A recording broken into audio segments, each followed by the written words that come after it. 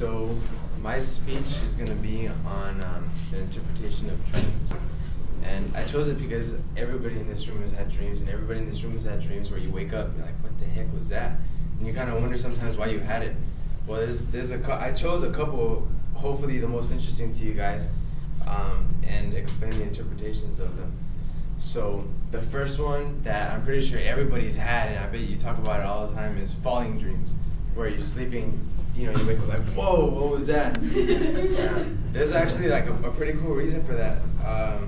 One of the most main ones is that you're resisting ways to like a higher power. So in basic terms, you're kind of rebelling against someone.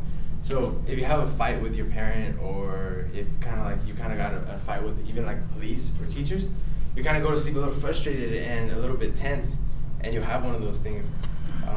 But another kind of more interesting one that I'm pretty sure nobody really wants to admit is that a falling dream also means that you're kind of giving up sexual desires. So kind of like changing your sex, or you're just kind of like being abstinent altogether.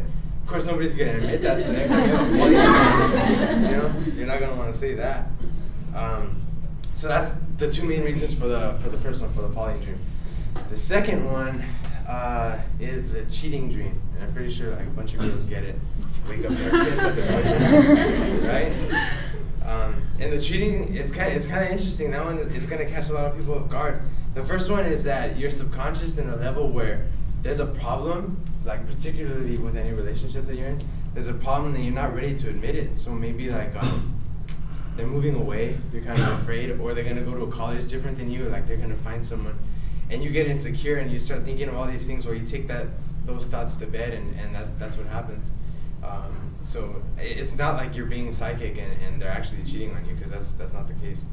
Another one that could happen is that you're just overall like insecure, or you don't trust your partner or anybody that you have about it. So you're gonna go to sleep thinking that they're gonna be doing something behind your back, and you're always thinking they're doing something behind your back. And that kind of brings up the third one. That's the most interesting one, because you can kind of turn it around. That's why you really wouldn't want to say that you had a cheating dream, because a lot of the times a cheating dream can mean that you're doing something dishonest, or like you're going behind their back. Because I don't know, to anybody who's ever cheated, you gotta raise your hands, but to anybody who's ever cheated, you cheat, and then the next day, you're more paranoid. You're thinking like, what the hell are they doing? Like if they go to the market with their mom, you're like, what are you going to the market for? You get all mad about it. But it's fine, and you're the one who becomes more like insecure about it. So if you're gonna go, so like let's suppose you cheat that night, you're gonna sleep, you'll have like a cheating dream, you'll wake up and you'll be pissed off at your boyfriend or your girlfriend, but it was you. So that was one of those things. And the last one, I'm pretty sure everybody's had it kind of more like as a kid. That's the reason for it, is the naked dream, where you're walking around and you're just completely naked. But it doesn't have to be completely naked too. You can also just be like in your underwear or something, or socks. I've heard dreams where you're just in socks, and it's kind of funny, and it applies to more when you're a kid, when you're kind of smaller, because naked dreams usually occur when you're neglected, or like you don't get enough attention to yourself. So obviously when you're a little kid, you want like attention, you want to get all the attention, everybody's on you. So you don't get that, you fall asleep thinking like kind of you're invisible, and coincidentally you have a dream where you're naked. So it's kind of like an ironic twist to what the dream is. And what's funny is that to anybody who's ever had a naked dream, don't you realize that like you're naked, but everybody around you doesn't care, like they don't even notice that you're naked? So it's like, I had one, I was naked in a dream, and I was in school, and I'm sitting in my class doing work, nobody knew that I was naked. And that's again, because you go to sleep feeling with that sense of neglect, so nobody really pays attention to you, so you could be naked in real life, nobody cares.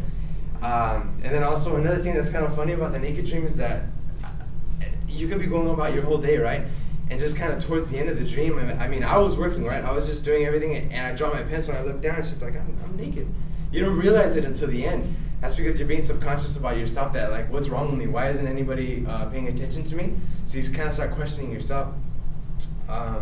Another one that happens, and it also goes by with being a little kid, is because you're afraid of getting caught, you're afraid of being exposed.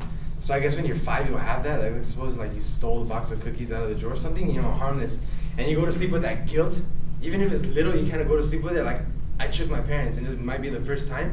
At first you're like, yeah, you know, I ate, but then when you start going to sleep, you feel a little guilty about it, and you're like, I hope they don't realize that the box isn't there, even though there's only one box, and you go to sleep and you start feeling that guilt, and in the morning you'll wake up still feeling it.